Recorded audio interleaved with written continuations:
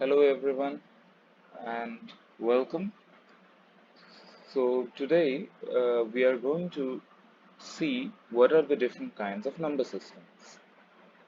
And before diving into any other topic, it's very important that we have a clear idea about different number systems because this is how we will represent a physical quantity or just quantify anything. So it's very important to have a clear idea of what we are quantifying and how a certain way of quantification is different from the other, and how what does the different numbers signify and what they can represent or what they cannot represent. So one of the most basic fundamental number system that exists and is the natural numbers. So we represent it by this n here, and these are just the set of numbers 1, 2, 3, and so on. So what are these? These are the counting numbers. So what we use them for counting. So it's the most basic fundamental of any other numbers. And when we first learn numbers, we would always learn how to count. And this is how we count things. We uh, use 1, 2, 3, and so on.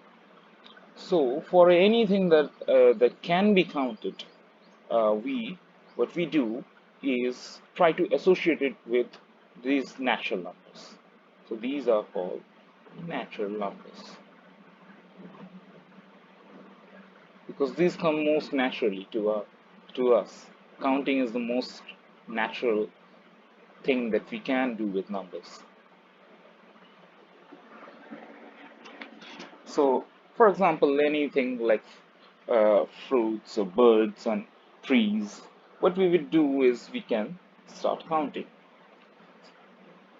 For example, if you want to count how many fruits you have in a basket, you will start counting, and what will happen is you will have to stop counting somewhere because the number of fruits that you have in a basket will be limited.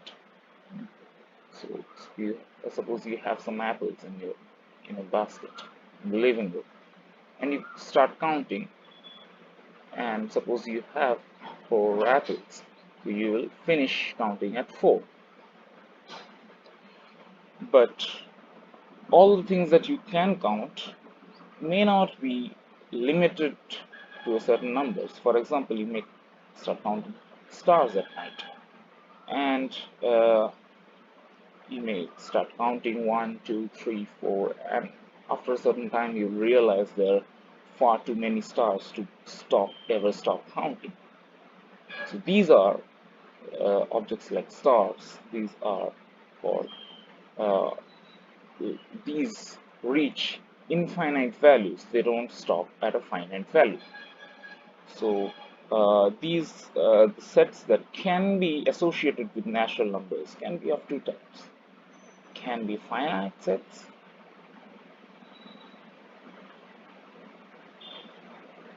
and they can be infinite sets.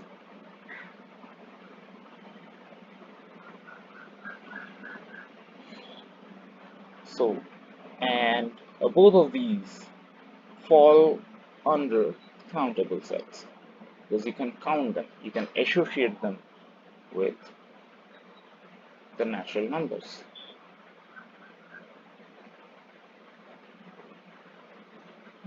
So, the reason they are countable sets because they can be associated with the natural numbers.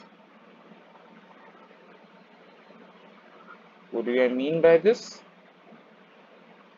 Uh, is that, for example, you're counting this again in the fruit basket, you're counting the apples.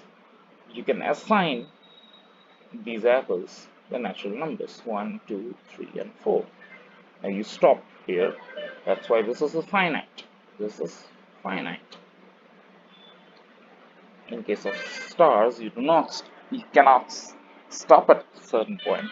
So it's infinite.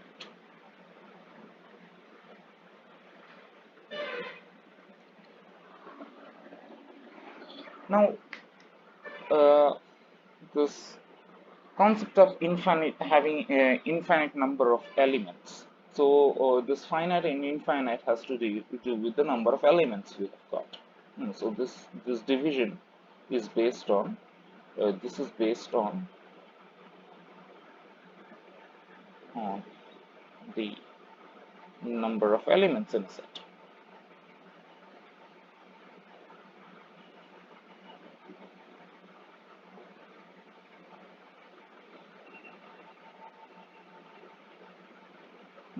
So this is also known as cardinality.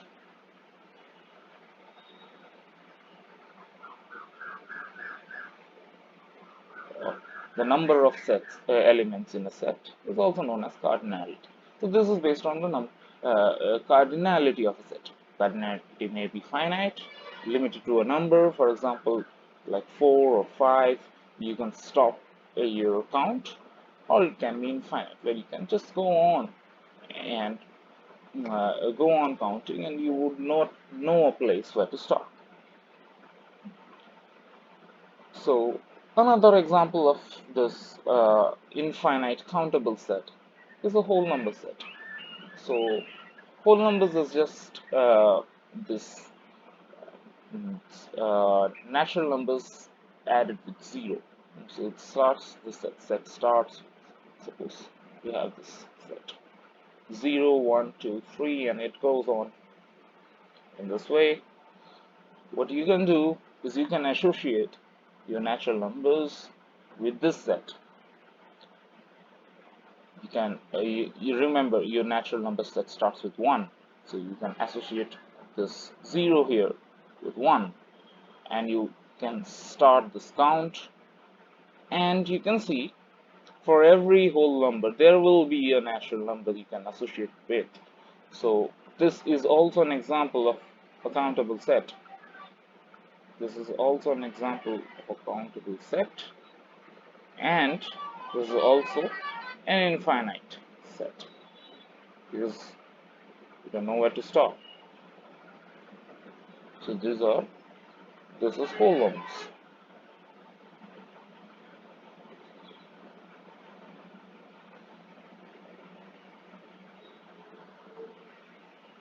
Now similarly, you can have negative integers. You know about that. You can have negative integers, you can have negative numbers. So what happens if you have negative numbers? So you have the 0 where you can where's the like the origin, and you can go in the positive direction, and you will find numbers 1, 2, 3, 4, and all so on. If you go on the negative side, you will also find there are integers. So this we are talking now about integers. So we both have uh, integers in the positive and on the negative side of 0. And you can also see that in both the sides, there's no bound to this. You can keep on going this way, and you can also keep on going this way. You can obviously understand from that that this is an infinite set. This is an infinite set. But whether is it countable or not countable, how do we uh, understand that? We have to see we can whether we can associate each element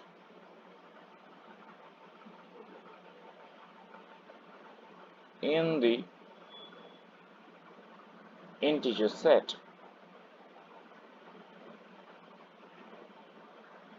with a corresponding element, the corresponding element in the natural number set. So this is being able to do this is called a one-to-one mapping.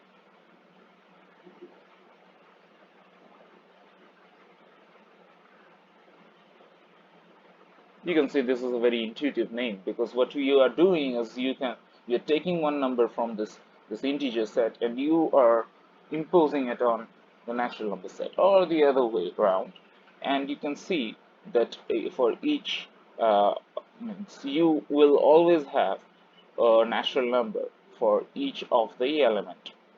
If each of the element you will be able to pick a number from the integer set and place it on top of the integer set. And you will never run out of natural numbers to do that. If you can prove this, you can prove that this is a countable set. Hmm. This is needed to prove whether this set is countable or not.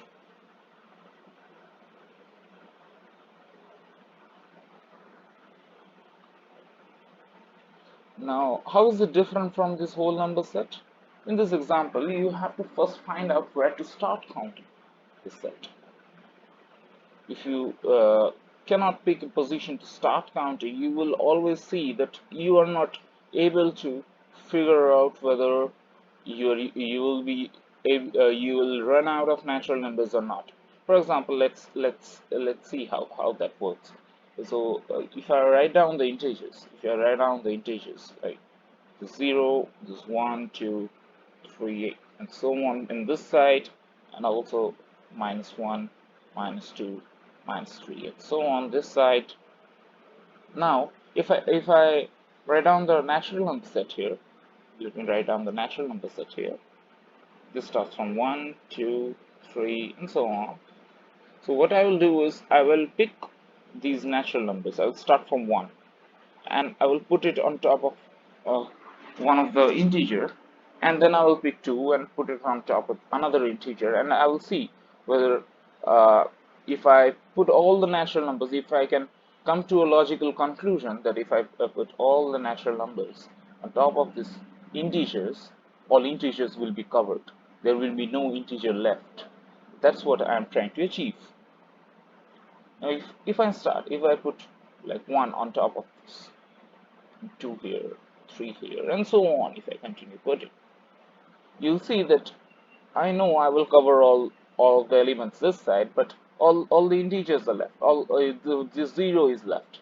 So I cannot really conclude that all the integers will always be uh, covered or not. Now, so what I want to do is let me shift. Let me try and include everything. So I will start counting maybe from 0. Okay, you see we can do that. We can always shift it in one this side because this is an infinite set. So however large your integer is, you will still have a natural number following it. So for example, you have something like uh, maybe a million. Hmm.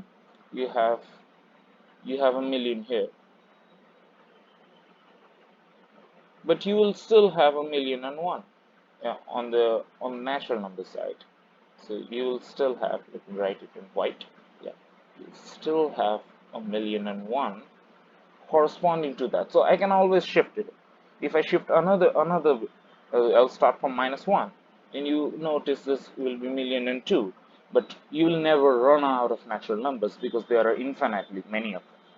So you'll never run out of natural numbers if you count in this way.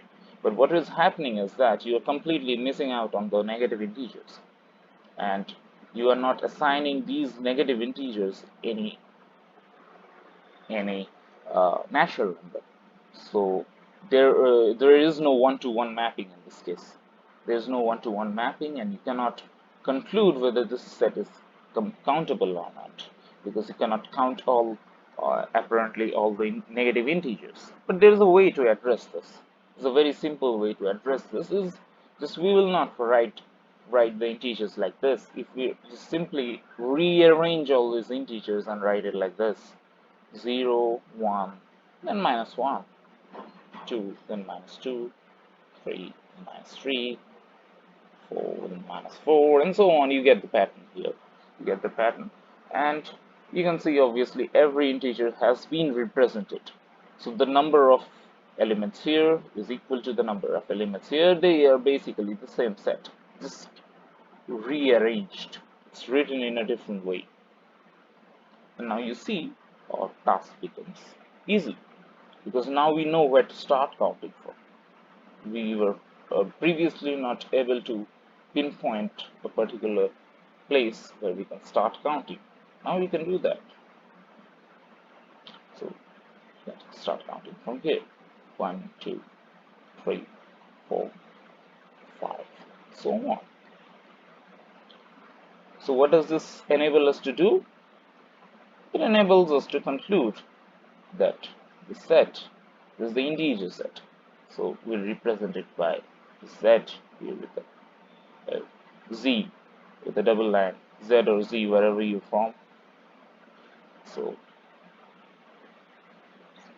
this is the integer set, and you can see each element of the integer set can be mapped to a natural number, and you will not run out of natural number because there are infinite number of them. You will never find, you will always be if you pick an integer, random integer, you can always like tell what natural number it is mapped to.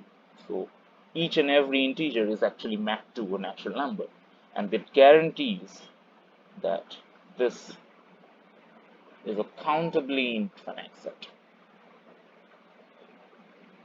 It's a countably infinite set. Alright. So what is the other thing that can happen?